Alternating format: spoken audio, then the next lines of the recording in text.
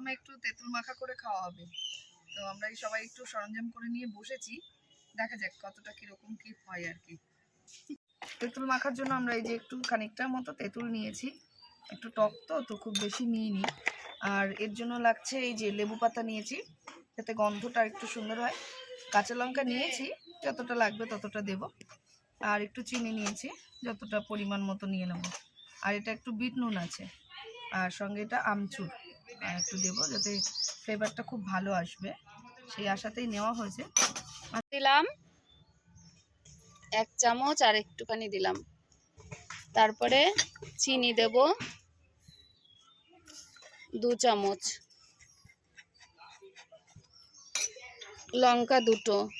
বোন মাখ, লঙ্কাটা একটু ভালো করে এর সাথে মিশিয়ে নুনের সাথে চটকে নে, তাহলে ভালো মেখে যাবে। নুন চিনি এর মধ্যে দিয়ে দিয়ে মেখে নিলে খুব সুন্দর করে মাখা হয়ে যাবে। একটু গন্ধে জিভে জল চলে এসেছে, গন্ধটা আসছে না, আমার আগেই জিভে জল এসে গেছে। আগে তুই লেবু পাতা দিস না, তুই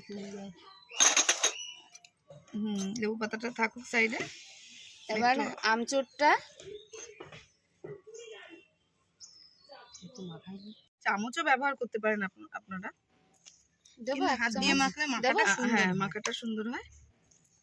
আমরা নিজেরা খাবো তো ওই জন্য একটু হাত দিয়ে দিয়ে মেখে নিচ্ছি। হ্যাঁ, অল্প করে আমচুর দেওয়া হয়েছে। এবার নুন ঝালটা একটু টেস্ট করে দেখবো যেমন কেমন হয় কি। গরমে একটুখানি রেখে দে, তাহলে চিনিটা গলে যাবে। তারপর কিছুক্ষণ রেখে দেবো একটু হালকা করে। গরমে তো টকটা একটু খাওয়াই যায়। একদম নতুন তেঁতুল বেরিয়েছে এখন, খুব সুন্দর তেঁতুলগুলো। তো দেখে মনে হলো যে না, একটুখানি দেখি, অনেকদিন খাওয়া হয় না, তেঁতুলটা দেখেই খেতে ইচ্ছা করলো। আমাদের বেশ মাখাটা এখন চিনিটাও গলে গেছে অনেকক্ষণ পরে। তো এইভাবে রেখেছি, গন্ধটা যা বেরিয়েছে না।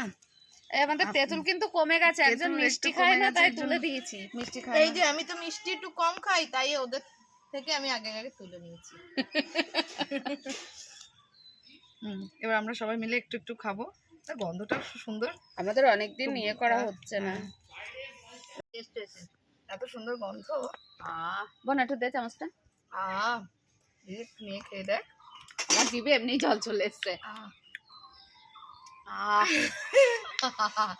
আপনারা একটু বানিয়ে খেয়ে দেখতে পারেন, সবাই জানেন তবুও আমরা করলাম।